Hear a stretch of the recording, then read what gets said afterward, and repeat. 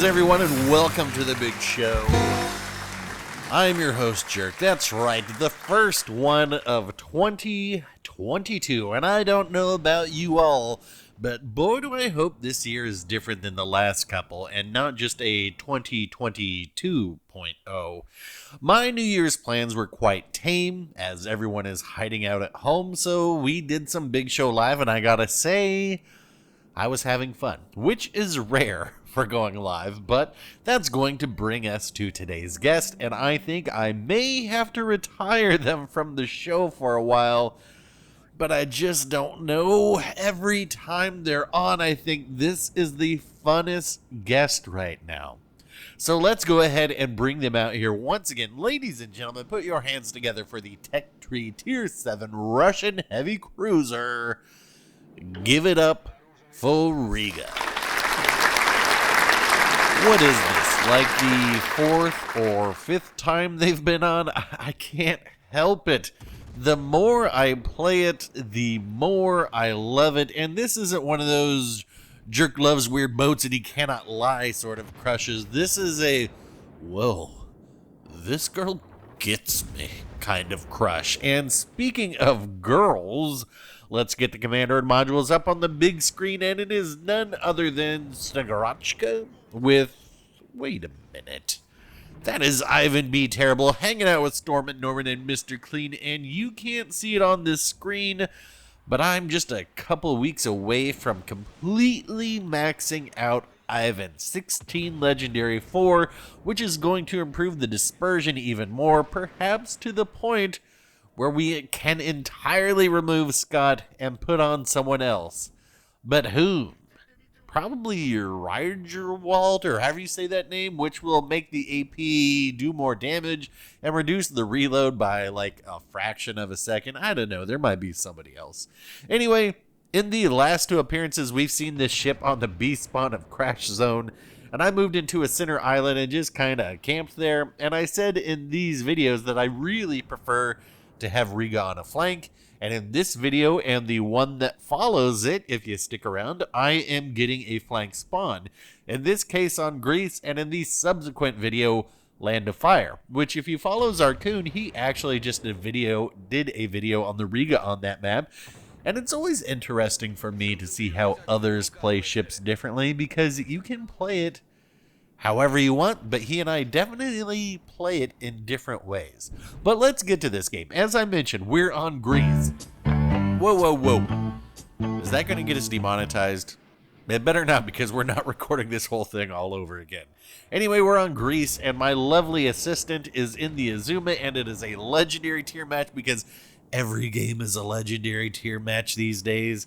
Now, if you were going by the scuttlebutt you hear around the water cooler, you'd probably assume that we're not long for this world because Riga's AP doesn't work and the Azuma is a steaming pile.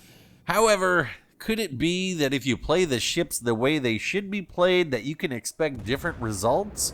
Stick around to find out after these words from our sponsors. Are you tired of this happening to you? You take out your favorite boat only to be bottom tier and then proceed to have the entire red team overload your side. Well, worry no more, because have we got the solution for you. Introducing defensive positioning, and it can be yours for the low price of common sense. Order some today. Longtime viewers know I traditionally like to take my tanky boats right up to a very aggressive position, and on this particular map, that would be the Long Island? Why does everything sound like a drink? The Long Island on A. But I am not in the Suicide Squad, so seeing what is unfolding in front of me has made me slow my roll. Because if you look at the minimap, we pretty much have the entirety of the red team opposite of us, and those that aren't are on their way. And it is rare for me to dish out accolades this early in the match, but this is one of those games that you long for. No one is just throwing themselves away, and the blue team recognizes their advantage on the opposite side, pushes the decap, and while I am on comms with my division mate, asking them to continue down the one line in the Azuma, I am not on comms with the Yamato behind me, and they play this match almost like they're in my head. They're supporting me from about 1 to 1.5 squares behind me, exactly where I want battleships to be. See, these are the matches you wish they all were. So this defensive position we have, while we aren't exactly landing massive blows to crush the enemy forces, we have stalled their push through this side. And for everyone who has ever asked me what you do when you are outnumbered, this is the perfect example. Almost literally. When your team gets it, it's great, but when they don't, you get dev struck through your sidebine as you're laying Baltimore from underneath the sword. Not that I would know. I mean, I've just heard that from a friend in Canada. You wouldn't know him. But now that we have successfully stopped this red team's push through this cap, or at least detoured them, and we can see that their battleships are kind of turned around and heading back towards B, now is my chance to make my move and get to my aggressive position on, what are we calling this? We're calling it Long Island, I guess. And you can notice how I am keeping my bow facing those battleships, and I'm going to try and keep this terrain between myself and them just in case they do take any shots at me, so hopefully the terrain can block a few of those shells. Now, I am going to eventually attract the attention of these light cruisers, but I mean, what are they going to do? They're just going to spam H at me, and like I've been saying for a long time, I get why people play light cruisers. It is easy, but they are not carry ships, as this Wusta is about to find out, and as that Ojkov will find out. When all you can do is try and burn ships down, you can't really do anything because you don't know how to position. And there goes the very first ship finally. And check out my position now. Covered from everywhere, and I will be able to get this cap. Let me tell you something. You kids today, you don't know how well you have it. Why, back in my day, you couldn't ping the minimap to let someone know that there was a destroyer behind them. But bang up job to our friendly Kleber for pinging the minimap to let me know there's a Shimakaze back there. It is just a shame I didn't have my reading spectacles on to actually notice them pinging it when they were. But I do notice it now. So I'm turning my turrets around, and as soon as they get there, I will hit the radar, and let's just see what happens. Everybody's going to start shooting at them. The Kleber shoots at them. I'm getting shots off at them. Why would you look at this? Even our carrier is coming in to help shoot them. Wow, maybe carriers aren't so bad. Nah, I'm just kidding. I'm just kidding. You all know, I don't particularly enjoy playing carriers, but they don't really upset me at all. Not like a Yamato coming around directly in front of me. Now we know, you can see me trying to manually turn my turrets even faster there.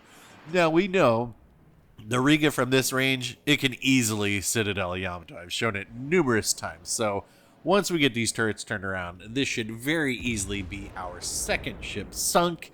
And what? I don't know. That must have just been a bad RNG roll. But this time, I'm just going to aim a little bit higher to make sure that I get this ship sunk. And that will be picking up our second ship. Hopefully, through all of this, you can see why I like to take these aggressive positions in tanky boats like this, using the terrain to protect my biggest weakness, which in this case is the Ray Citadel, and then just working the island. And by that I mean trying to dig me out of here is going to cost someone an eye, if not more. I think this is a great place for other ships like Baltimore and Hipper as well. Hipper, you can use your torpedoes as an option, and Baltimore has better HE and still very, very good AP. But boy, the AP on this, it is something else. And really, by that I mean the penetration of this AP and its short fuse is something else. We're not really seeing any examples of insane AP shell damage in this game, but I've shown it in other videos and in stream, and so if you have avoided picking this ship up because you heard it's bad, would I lie to you? Okay, don't answer that. Would I lie to you about a computer boat? I don't think that I would. At this moment, I was asking my division mate, how am I still alive, as he gets sunk right there, but I will return the favor on the mines. The teams are even on ships, somehow, but we've controlled the caps for so long that we're pretty far ahead on points. So to win, the red team is going to need to sink all of us, but thanks to the position that we, and by that I mean my team, have held down over here, it's just incredibly unlikely to happen. This Ojakov is being quite ambitious with their hopes of, I don't know, trying to burn me down. You know, if that Ojakov had actually had AP there, it would definitely penetrate the Citadel shot there and probably would have taken me out, but like I say, people who like to spam HE and don't know how AP work, well, they cost you a lot of games. But I will show you how AP works. Not that the Ojakov really needs that much, so hey, check that out. We just picked up a second Citadel. This has been a few hectic moments in a game, and it was really only at this point that I was like, oh hey, I'm sitting on 4 ships secured right now. So I was looking at this Grows Occur first, and I was thinking, let me get to the right side of this island, because I think I could probably sink them in about 2 salvos. So I'm trying to turn out to be able to use all of my turrets right here. And I'm going to look over and check out my Yamato's health right there. Okay, they're looking pretty good. So I'm going to reverse to get all 3 turrets on. But hey, check that out. There is the carrier. Our Yamato takes a shot at it, leaves it on a thread. And this is not a yoink because look what they asked me to do. They say, somebody shoot that, and I am happy to oblige. And this is going to be Kraken 358 in the Riga. But we do want to sink this Grows Occur still, who takes a shot at me right there, and I'm going to survive. But I want to get all 3 of my turrets involved here. I don't, honestly care if I get sunk. I just need to have all 3 to potentially get the damage off. You can get about 15k, maybe a little bit more if I somehow got a magic Citadel shot, which I have done before. So let's get turned around, and the game's over. All right, let's see the scoreboard. 2,959 XP for a, just shy of a very good game, but still a very fun game. And look at this. 4 of our team over 2,000. You can't be upset with that. And I know our Kleber just got theirs, so not a bad showing for one of their first times out. And Red, oh Red, you never should have surrendered that eastern flank from the get-go. But now, on to the second half of our double feature, where we go from the best of times to something far more nefarious. So last game, we had a blue team that did it all. And this match, we're going to have a blue team that, let's just say, they're going to struggle mightily. And while I move into my favorite position to get into with a tanky cruiser on this one, we're going to talk about something I normally don't really talk about too much other than when you guys bring it up in chat. And that is win rates. Yes, you heard me right. We're going to talk about this because I saw a really interesting video last week about where win rates fall, what affects them, just how many games you are going to lose regardless, and how many wins you will have no matter how bad you are. So, let's talk about that briefly. The average win rate of a player in this game is just under 49%. It is the same number as the odds of the ball landing on red or black in roulette, and the reason for that is because of draws, which in this metaphor would be the 0 or 00 spot on the wheel. So if you're over 49%, congratulations, you are above average, and you are helping your team more than you are hurting it. And if you're under 49%, well, you got a little work to do to carry your weight, but by no means am I insinuating that win rate is representative of fun. In fact, the higher the win rate goes, it seems like the less fun players are having because their focus is more on win rate, and the lower it goes, well, you can be having fun because you are just not lasting very long. So Speaking of that, I'd be willing to bet that just about 98% of the player base in this game exists between 40 and 80% win rate. And that is because 40% of the time you are in a game you just can't lose. And 20% of the time you're in a game you just can't win. Of course, there can be trolls out there who deliberately throw games, but over a large enough sample size, this will all even out. So, if you followed me this far, or even if you're still listening, you may be thinking, okay, so what's your point? Well, the point is that ultimately the number of times you can directly impact the outcome of a game and what will push your win rate up or not is really often roughly about 1 in 10 to 20 matches. And that is in all things being equal, but things aren't equal in this game. There are all sorts of things you can do to have a massive impact on your win rate. First and foremost, divisioning up. A division win rate should be from the upper 60s to lower 80s in there, depending on your division skill. Unless you happen to play with not as good players, which can bring your win rate down, which again, that is fine, because fun should be the primary reason for playing. Your commander's ranks can have a direct impact on your win rate. There's no denying some of the perks they offer will give ways to win that someone with a less highly ranked commander won't have. Along with the class of ship, destroyers dictate games, cruisers are the best destroyer counter, and battleships, well, they're there, though not in this particular match. And then there are individual ships. Take, for example, the Kleber. My solo win rate in that is in the upper 70s, whereas my solo battleship matches trend down towards the low to upper 50s, with a few exceptions being significantly higher, and most of my cruisers outside of the exceptions there are in the low 60s to low 70s. All right, we get it. Why are you talking about this? Well, simply because win rate isn't everything, and one person's heartbreaking loss can be another person's thrilling win. And that is, in fact, what we are going to see in this match. So, let's take a look at a direct comparison between this match and last match. Last match, we had a battleship about 1 square behind my defensive positioning to be able to support me, and in this match, the battleship was about 2 or 3 squares behind until I had sank the first 2 ships. In the match before, we had a Kleber zipping around, taking caps, pinging the map to alert the team, and in this one I have a Khabarovsk sitting behind an island, spamming HE at a Wusta, while I am being forced to cap. So, if we could switch places, were I in the destroyer, I would be on the cap heading over to support B, but these are the things outside of my control, so I can only do what I can do and must accept the things I cannot change and the wisdom to know the difference.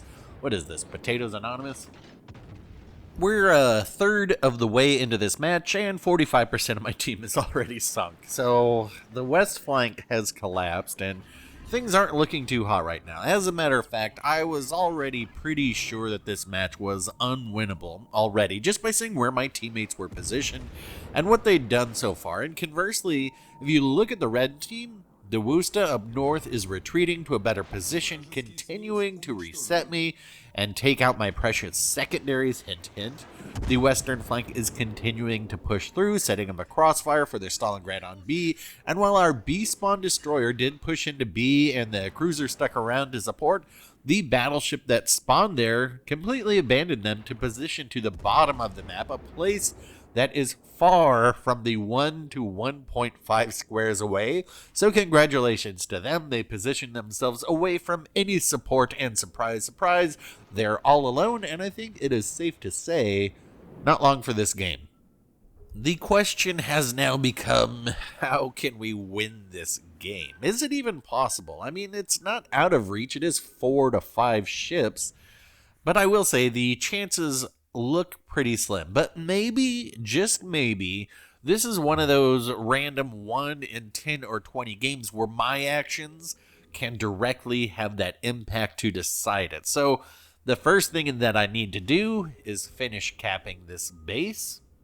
And my next reaction is to try and flip B for points, but as soon as I see the red team rolling around the islands to the west, that option is going to be off the table, and that means the only way that we will be able to win this game is to sink all of the red team. And on cue, there goes the Iowa that was hanging out at the bottom of the map by themselves. Well, there is a reason I don't do live comms in games, because underneath this calm, cool, collected demeanor is a Tasmanian devil. But okay, be cool, be calm, jerk. It is not over yet. Let's think about this methodically. First things first, let me try and get rid of the radar cruiser. Maybe that is what is holding back our battleship and our destroyer. Maybe their fear of getting burned is what's keeping them from pushing for... Who just shot HE at that booster? I sure hope it wasn't the Yamato, but then I'm going to look over and it looks like our Khabarovsk is just blasting the island. Either way, I need to retreat a little bit here. I need to start using the islands that I'm in between to help focus the direction shots can be coming at me from. And wow, what a great shot from the Stalingrad right there. That just took a huge chunk of my HP that I really needed to save for later in the game right there. But yeah, excellent shot by the Stalingrad there. Because really, we've covered this before. HP is your stupid points, right? It allows you to get away with some actions. I don't need to have anything but 1 HP to finish a game, and honestly, I don't really need to have that if my teammates are coming forward, but let me just get this shot over and remove this Woosta finally. And yeah, that's going to be our 4th ship sunk, and while this is going to be a Kraken game, obviously, I wasn't really thinking about it too much yet.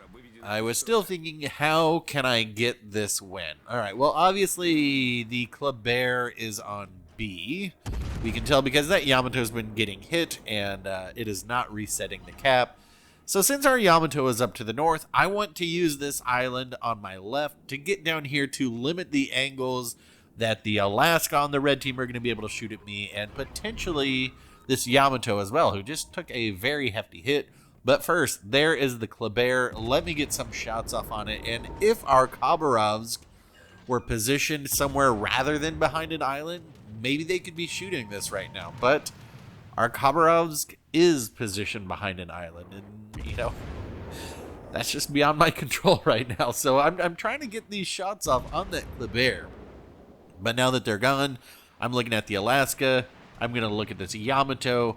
They are angling for the Yamato up to the north, and I've got the AP loaded, and we know what Riga AP does to broadside Yamatos. There we go. There is Kraken, 357 in the Riga. And we get that one sunk, and now I need to position to hopefully be able to deal with this Alaska. I don't have any more radars left, and I'm really needing my teammates to take out this Kleber here. The Khabarovsk is shooting at them now. I don't know if the Yamato does. I am assuming that they do, but somehow this Kleber is going to live, and I am going to make a huge mistake. So one, we did take that really big hit from the Stalingrad earlier. You know, could I have planned for that? Probably, you know, maybe with my positioning could have been a little bit better. But this is where I'm going to do another big mistake right here. You're going to see me switch my ammo type right there, right as it gets spotted. And if I hadn't done that, I probably would have gotten a shot out at this Kleber. Would I have sank them? I don't know. Maybe. But better chance of me sinking them with whatever ammo type I had selected rather than not being able to shoot them at all. As it is, though, the Kleber has me spotted, and I have to start positioning myself for this Alaska, which I'm assuming is going to come directly in front of me. And now I'm going to do a little bit of a T-Bull impression, and I guess this is what he's thinking. What you're hired for is to help us. Does that seem clear to you? To help us, not to us up. I really wish I could play a little bit more of that whole speech to quantify this whole experience, but it's not too radio friendly. So Anyway, the Khabarovsk is not going to spot for us. They do not believe in the spotting philosophy of this game, apparently. And in fact, the Khabarovsk gets killed by the Kleber on the red team. And the Kleber picks up a Kraken, which is a rarity. I can only think of one other time where I have seen a Kraken earned on both teams. So, pretty impressive. And again, this goes back to what I was saying earlier. One's heartbreak can be another's thrilling win. And I'm sure that Kleber, they are having a heck of a game. And they're going to go for the 6-pack here too. So, you know, I got to respect that. I am on probably Hydro, I don't know, maybe Radar of the Alaska right now. There's the Kleber going for it. I myself am trying to go for the 6-pack too. Oh, they get by with just a little help. So, what can I do here to win now? Well, there is not too much. And this is what I was saying. What the Worcester was doing earlier was really good. All of that HE spam has been knocking out my secondary turrets. And what I'm going to try and do here is go for the jackpot. I still don't think that we would win this game. But the Kleber is going to come through this gap. And I was really, really wishing that my secondaries would be able to sink it. Because, you know, they don't have much health. But first, I'm going to try and break the Alaska's guns as we drive by here. And we do get one there. My rear turret, not quite doing enough right there. As we see the Kleber is about to show up and start shooting me. This is where I look over and I'm like, all right, all my secondaries need to do is maybe hit them 1 or 2 times. This Alaska is shooting HE, and so if I hadn't taken that hit from the Stalingrad earlier, maybe this game would have ended differently, but probably not. There is probably no way that I could have saved that game. 2,253 XP in a loss, so in a win that would have been like 3,300 something, which would have been a very good game, but good game, red team. Blue team, why do you leave me so blue? Predestined for a loss, and I'm just sitting here on the screen flabbergasted that we couldn't pull that off. Anyway, that's going to wrap it up for this long video. If you made it this far, give this video a like. If you didn't, a dislike. Questions, comments, rants, leave them down below. And if you want to be sure to catch the next one, then think about hitting subscribe. Thanks for watching, folks. I will get back out there for another one soon, and we will talk.